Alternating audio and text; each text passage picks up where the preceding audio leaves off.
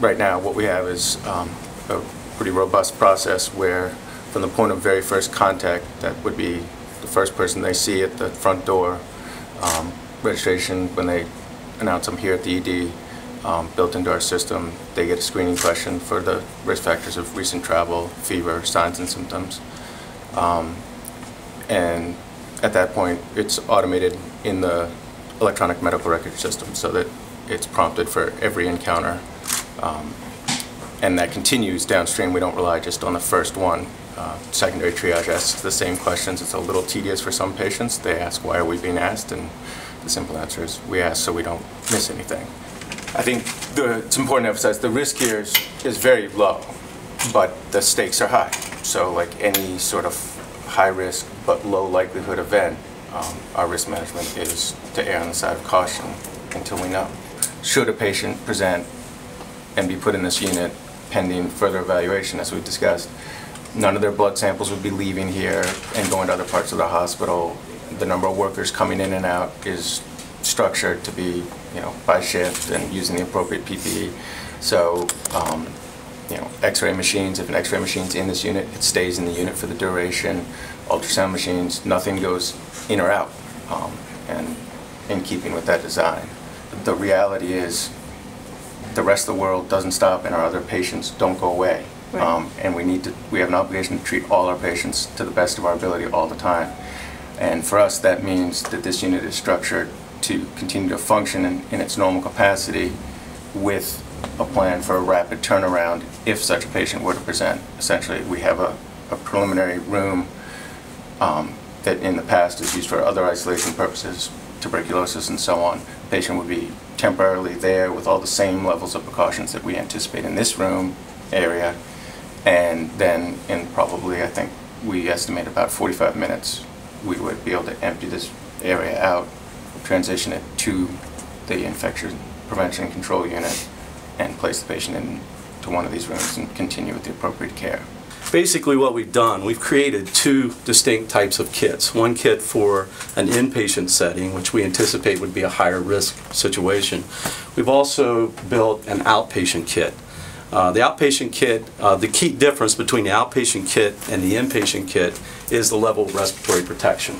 The inpatient kit, where we might expect aerosolization of bodily fluids and things like that in a high-risk procedure for intubation or something like that, we have a PAPR that's in here. And that's what you'll see most of the hospitals who do this type of work around the country are using.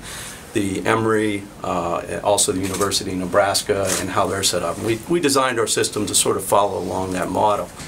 This is one of the treatment rooms within the IPCU, the Infection Prevention and Control Unit, here adjacent to but not formally part of the emergency department. This is one of the treatment rooms where a patient with potential or suspected Ebola could be appropriately treated while maintaining protection for healthcare providers and the members of the public by extension. It was created along with 4 other treatment rooms in this care area over the last 3 weeks.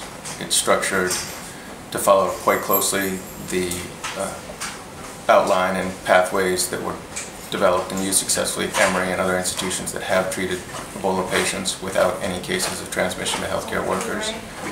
There's negative pressure throughout the unit, which means basically that air is constantly flowing to the outside so that there's no potential for virus or infectious material to move through the air backwards into any other part of the hospital or public areas. There's a donning and doffing area out in the front that I think you've seen as well, where patients enter and then healthcare providers enter, put on appropriate protective gear, enter the care area, care for the patient, and then when they leave through a clean area or a soiled area where they remove the protective gear while maintaining their own safety under observation of a partner. And this is essentially the model that we've adopted that's been used successfully in other care areas. Inside of this area we'll have a minimum of 2 people. Obviously the person who is removing the equipment, which would start here, we would have a pad out here with a box and bag in it that the employee would step into. The doffing partner, or the person who helps them remove the equipment, would actually facilitate that process. And this helps minimize the risk of having any contamination as the employee removes the equipment.